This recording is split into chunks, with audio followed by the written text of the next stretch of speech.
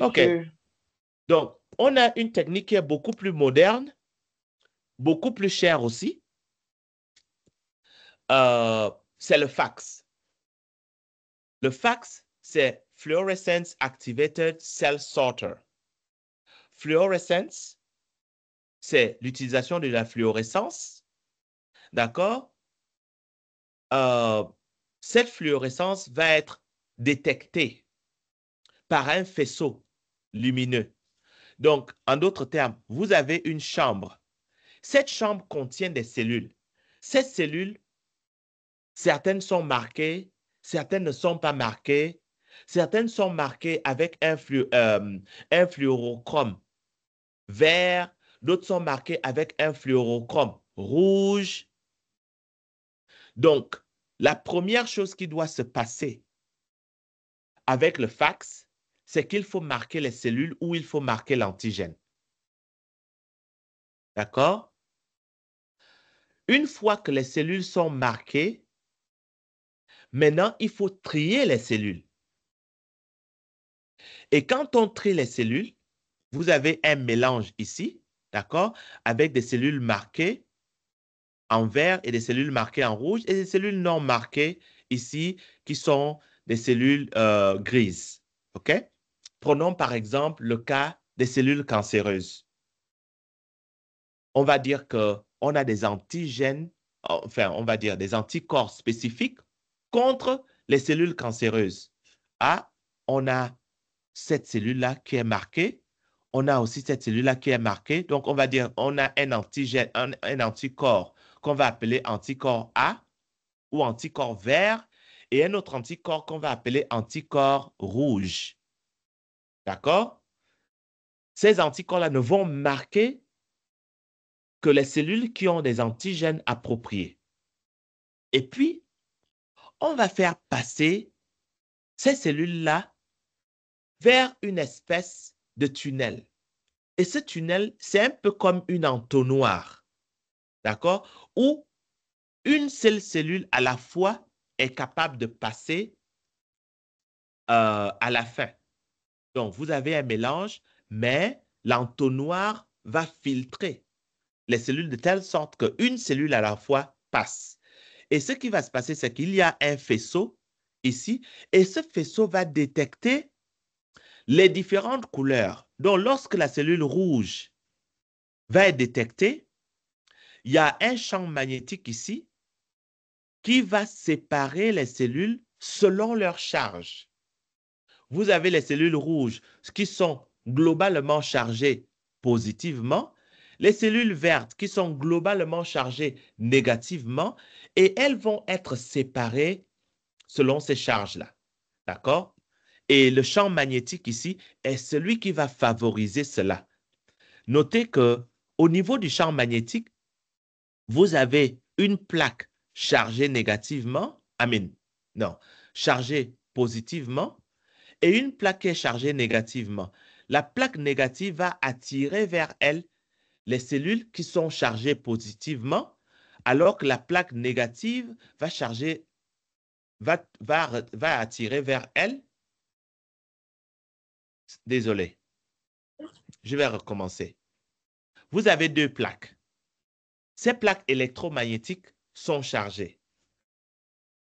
Une est chargée négativement et l'autre est chargée positivement. Celle qui est chargée négativement va attirer vers elle les cellules qui sont chargées positivement, alors que celle qui est chargée positivement, va attirer vers elle les cellules qui sont chargées négativement.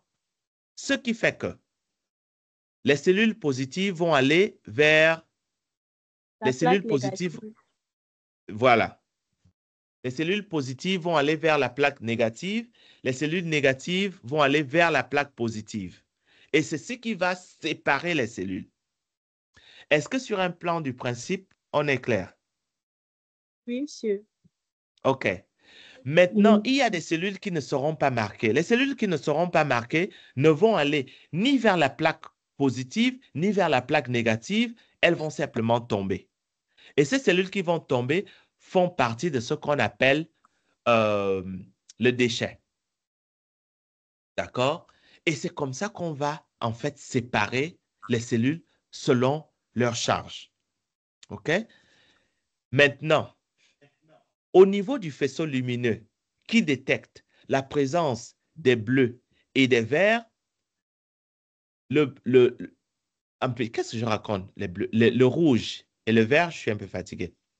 Donc, chaque fois que ça détecte un rouge, il va enregistrer ça dans une base de données. Et chaque fois que ça enregistre un vert, ça va être enregistré dans une base de données. Et cette base de données-là va créer une espèce de plaque. Et cette plaque va en fait permettre de lire la proportion des rouges et des verts par rapport à toutes les cellules de manière globale. Parce que ces cellules qui vont dans les déchets, même si ça va dans les déchets, ces cellules sont quand même comptées. D'accord? C'est quand même compté et on peut comptabiliser, on va dire quelle est la proportion de cellules rouges et la proportion de cellules vertes par rapport à toutes les cellules.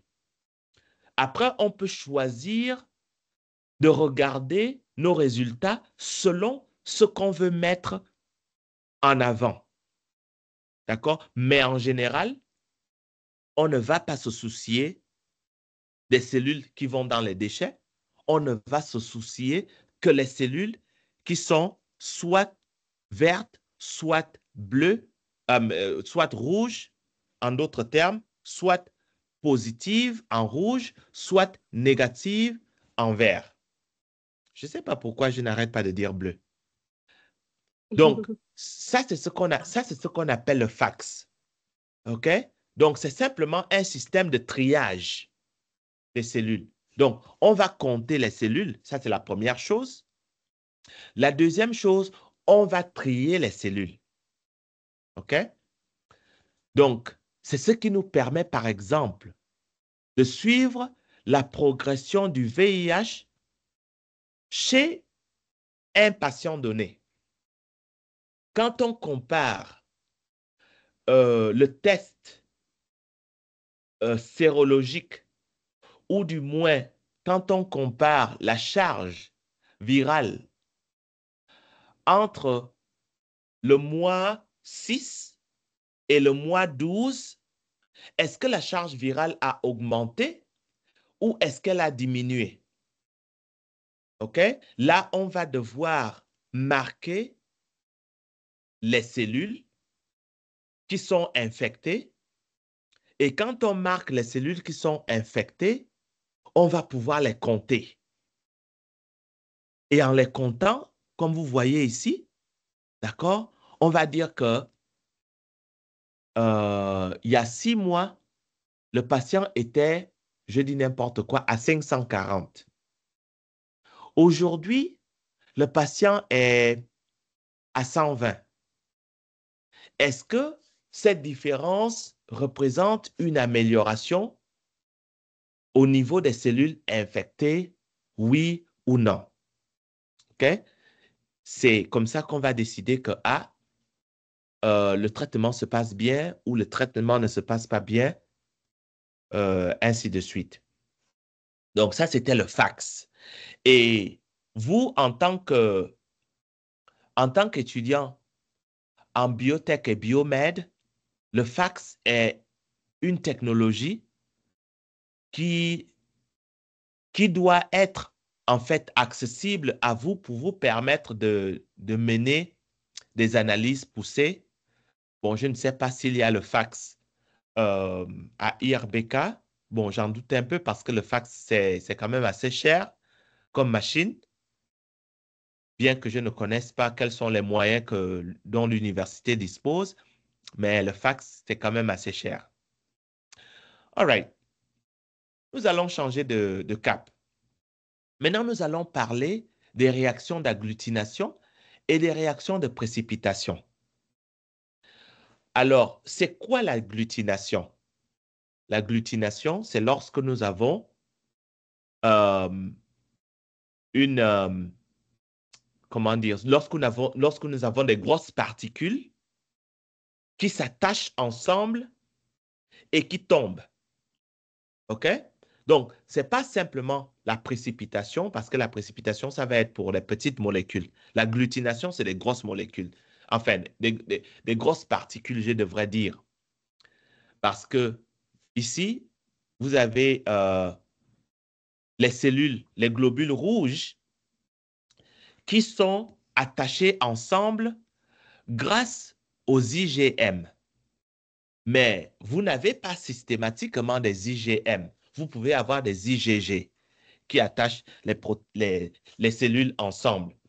Donc, lorsque vous regardez les globules rouges et que vous utilisez les IgM anti-A, vous voyez que les cellules ici là vont former un agglomérat. Cet agglomérat, c'est ce que vous voyez ici là. OK? Lorsque vous utilisez des antigènes anti-A, ces antigènes anti-A vont s'attacher aux antigènes, ces anticorps anti-A vont s'attacher aux antigènes A, ce qui va causer une agglutination des cellules. Et cette agglutination des cellules-là rend la circulation des cellules impossible dans le corps humain. Et là, on va dire qu'il y a agglutination et on va dire que la réaction est positive. Donc, le patient ici, il est de type A, le type sanguin. D'un autre côté, lorsque vous avez un anticorps anti-B, ces anticorps qui sont des anti-B, en présence de sang A, ne va pas créer d'agglutination. Ce qui nous permet de dire que la réaction est négative. Et si la réaction est négative, ça veut dire que l'individu n'est pas B. D'accord? Donc, on peut faire ça pour détecter, pour déterminer, je vais dire, les types sanguins. Donc, vous avez des anti-A qui vont permettre de reconnaître les antigènes A. Vous avez des anti-B qui vont permettre de reconnaître les anti-B. D'accord? Et puis, vous avez, on ne va pas dire anti-AB, non, on va dire anti-A et anti-B. Donc, pour un patient qui est AB, il va falloir donner deux anticorps, les anti-A et les anti-B. Ce sont ces anti-A et anti-B qui vont s'attacher sur les antigènes A et B pour voir l'agglutination. Vous me suivez? Oui, monsieur. Et une fois que vous voyez cette agglutination, là, vous savez que ce patient, il est AB. OK? Maintenant, dans la réalité et dans la manière de faire les tests, on ne mélange jamais l'anti-A et l'anti-B ensemble. Non, ça ne se passe pas. Ce qu'on fait, c'est qu'on va avoir, un anti-A, un anti-B, et puis quelque chose d'autre. Donc, l'anti-A va donner une réaction d'agglutination. L'anti-B va donner une réaction d'agglutination. Lorsque vous voyez une réaction d'agglutination avec anti-A pour un patient et une réaction d'agglutination avec l'anti-B pour le même patient, on va dire que ce patient-là, il est AB. OK? Oui, monsieur. D'accord. Donc, c'est comme ça qu'on va déterminer les types Groupe sanguin. de groupes sanguins. Maintenant, quelqu'un qui est O, quelle sera la réaction? Est-ce Monsieur, qu'il... Oui, allez-y.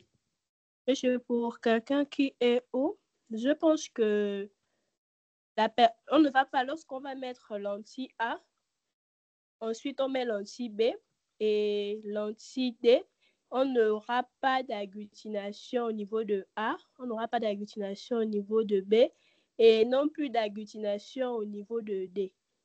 OK. Ah, parfait. OK? Il n'y aura pas d'agglutination. Donc, c'est comme ça qu'on détecte les positifs et les négatifs. OK. Alors, je vois des mains levées. D'abord, il y avait Grâce. Et puis, il y Monsieur, a Guy Noël. Oui? monsieur, c'est par rapport à ce que vous venez de dire. Là, c'est ça, ce que je viens de dire, c'est pour le groupe sanguin seulement si la personne est O. Maintenant, Oh pour oui. savoir si la personne est O positif ou O négatif, on va regarder au niveau de l'anti-D. S'il y a Oui. agglutination, ça veut dire que la personne est O positif et s'il n'y a pas Oui. d'agglutination, ça veut dire que la personne est O négatif. Absolument. Absolument. Très bien. Et Guy Noël voulait dire quelque chose. Parce que je voulais savoir pourquoi on ne mélange jamais l'anti-A et l'anti-B. Bon, on ne mélange jamais l'anti-A et anti-B parce qu'il y a des personnes qui sont AB. Et lorsque les personnes sont AB, la réaction d'agglutination, vous ne pouvez pas savoir s'il y a réaction d'agglutination parce que A et B reconnaissent les antigènes AB, ou bien c'est A qui cause l'agglutination, ou bien c'est B tout seul qui cause l'agglutination. Vous ne savez pas. Donc, en réalité, lorsque vous mélangez les deux, oui, vous allez avoir agglutination. Mais quelle est la contribution de A dans l'agglutination? Quelle est la contribution de B dans l'agglutination? Vous ne pourrez jamais savoir ça. D'accord? Oui, monsieur. D'accord. OK. Oui, monsieur. All right. OK. Donc, on va continuer. Là, maintenant, OK. Bon, ça, c'est une autre réaction d'agglutination ici. Excusez-moi, monsieur. Oui, allez-y. Par rapport à ce que vous venez à peine de dire. Uh-huh. En fait, je crois dans certains laboratoires, ils ont des tubes qui contiennent l'anticorps A et l'anticorps AB dans une solution. Et ensuite, ils vont procéder à mettre, disons, 4 puits, pour ne pas dire 4 quantités de groupes sanguins sur une plaque. Donc, disons, formant 4 puits. Maintenant, s'il y a agglutination au niveau du groupe sanguin AB, et il y a aussi agglutination au niveau du groupe sanguin A, on dit que la personne est le groupe sanguin A. OK. En OK, fait, bon, vous avez... Oui, je vous suis. Je vous suis, OK. En fait, c'est un peu ce que je voulais dire. OK, En OK, fait, c'est très bien. OK. Alors, vous avez des réactions directes et des réactions indirectes. Alors, je vais venir ici. Alors, vous voyez que les antigènes, qu'est-ce que je raconte? Les anticorps sont directement attachés aux cellules, n'est-ce pas? On ne peut pas être plus direct. Oh, voilà, voilà ce que je disais, qu'il y a une mauvaise orthographe. Voilà, c'est pas test avec E, c'est test sans E. Vous savez, OK. Donc, et puis maintenant, il y a des agglutinations passives. Et au niveau des agglutinations passives, ici, vous allez avoir des cellules. OK? Qu'est-ce que je raconte? Vous allez avoir des billes. Ces billes ont à la surface des anticorps. Ces anticorps sont connus. Et maintenant, on va avoir un patient qui a une certaine affection, mais on ne sait pas si la personne est infectée par Streptococcus ou bien Staphylococcus ou bien Pneumococcus. Bref, on veut savoir, mais dans un cadre tout à fait spécifique où on veut faire un diagnostic rapide, des groupes de bactéries, de Streptococcus de type A, on va avoir ces billes en latex qui ont des anticorps antigènes.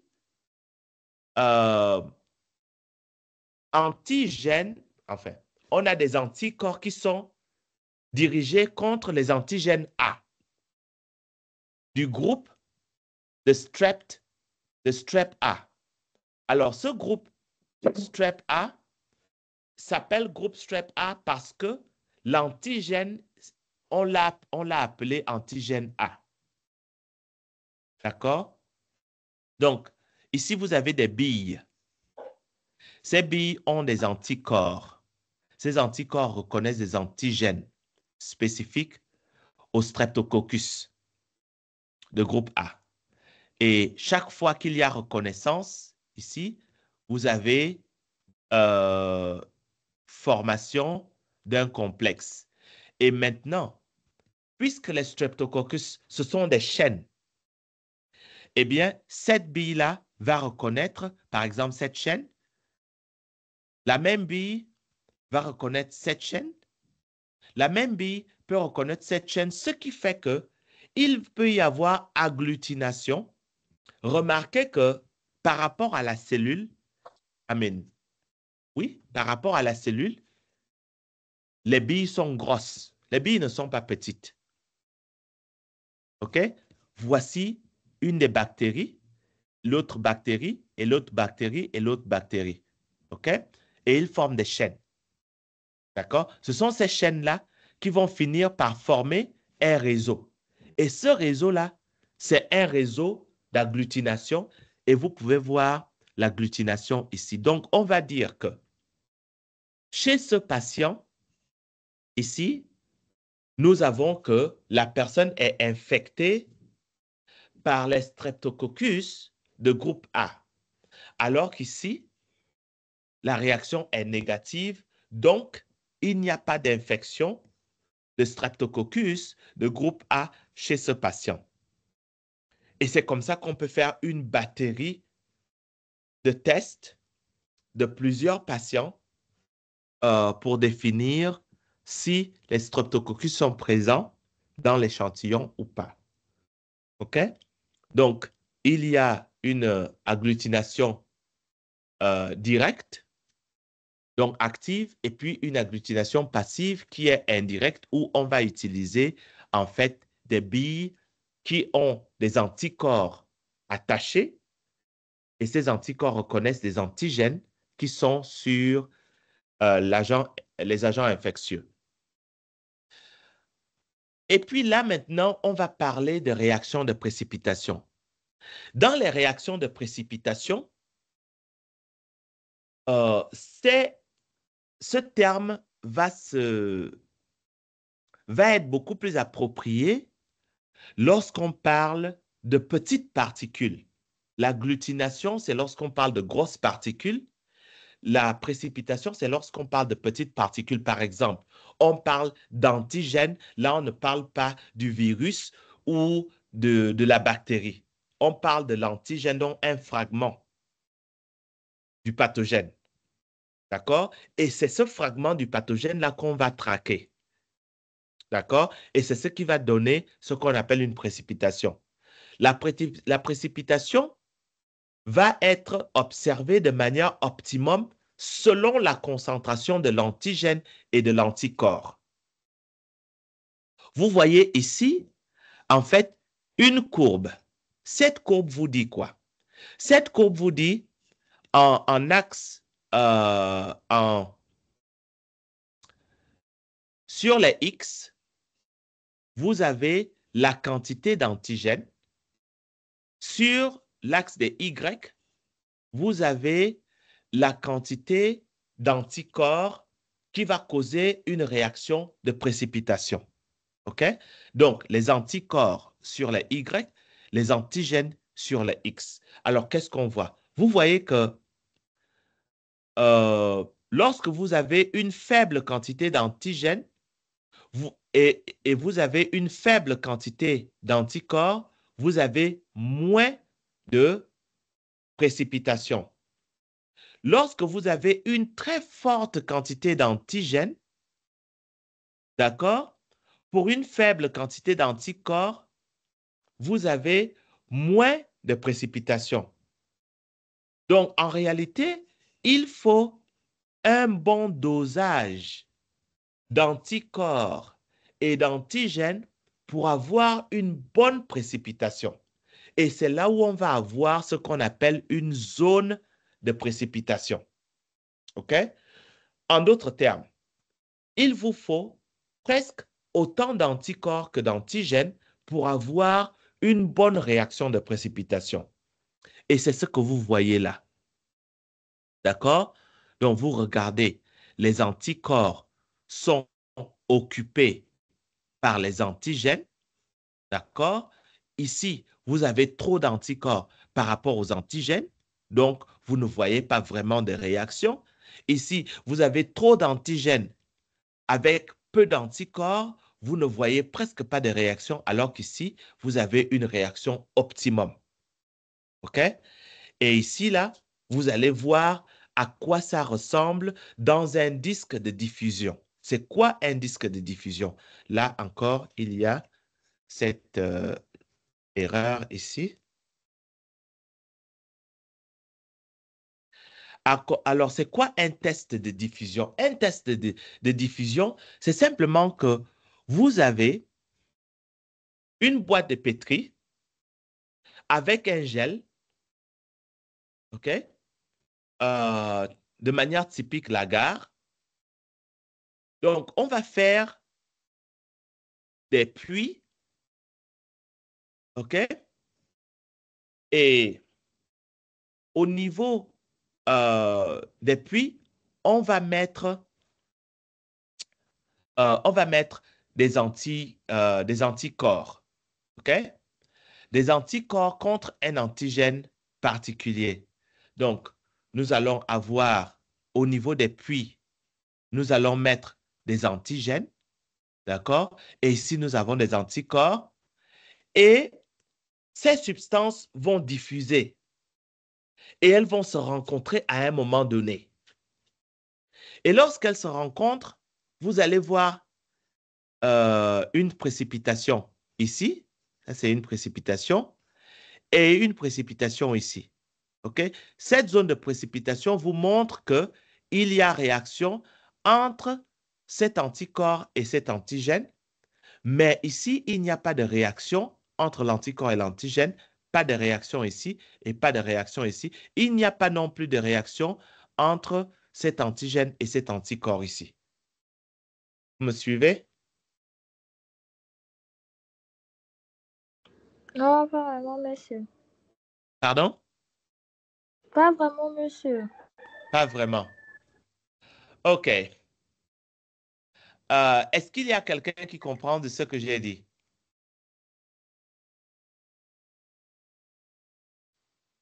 Non, monsieur, non. OK. Alors, donc, vous avez une boîte de pétri. Est-ce que tout le monde comprend ça? Oui, monsieur. Oui, monsieur. OK. Dans cette boîte de pétri, nous allons créer des trous, des puits. Vous voyez ces puits-là, n'est-ce pas?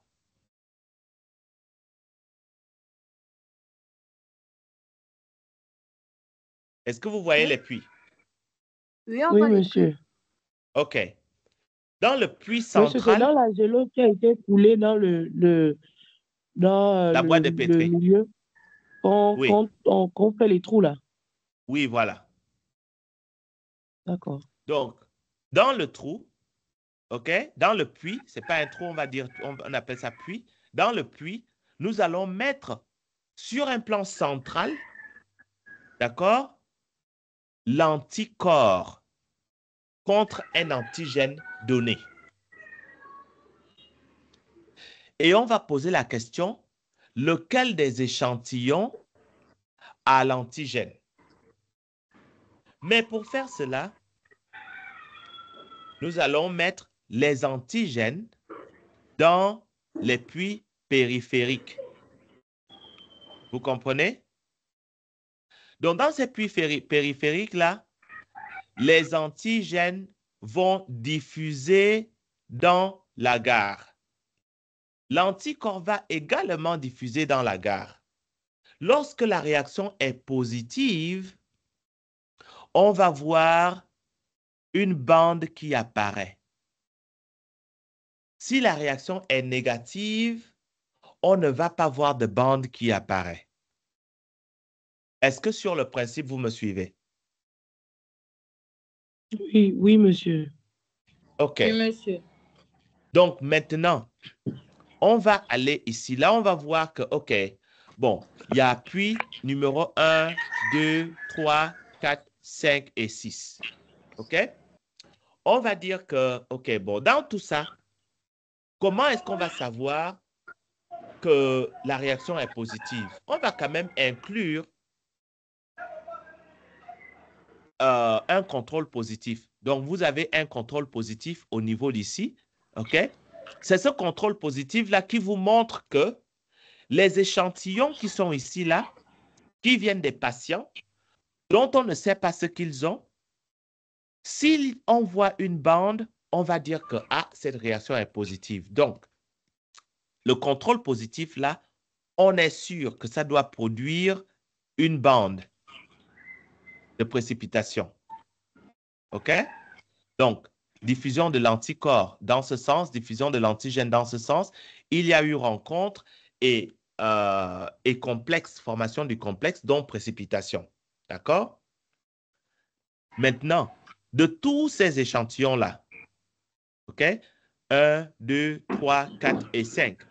Lequel a une réaction positive? Premier échantillon, numéro 1, est-ce qu'on voit une bande? Oui ou non? Non. Non, On monsieur, ne voit pas de bande. Donc cet échantillon n'a pas l'antigène qu'on veut cibler. Échantillon numéro 2, est-ce qu'on voit une bande? Non. Non, Non. monsieur. Donc, réaction négative. Échantillon numéro 3, est-ce qu'on voit une bande? Non. Non. OK. Échantillon numéro 4, est-ce qu'on voit une bande? Oui. Voilà. Échantillon numéro 4, numéro 5, qui est en réalité un contrôle négatif, est-ce qu'on voit une bande? Non. Oui. Non. Parce que OK? Donc, vous ne voyez que deux bandes. Vous voyez la bande ici, qui est normale, puisque ça, c'est le contrôle positif. Et puis maintenant, ici, vous avez l'échantillon qui vous montre une bande ici, qui vous montre que l'échantillon numéro 3 a quelque chose qui nous intéresse. OK? Donc, monsieur. donc c'est ça. Donc, vous avez l'anticorps, vous avez les échantillons, vous avez un contrôle positif qui contient l'antigène, OK? Un contrôle négatif qui, en général, va être ce qu'on appelle le placebo, c'est-à-dire qu'il n'y a rien de positif qui doit arriver là-dedans. D'accord? OK. Et ça va conclure notre conversation sur ce cours. OK? OK, monsieur. Donc,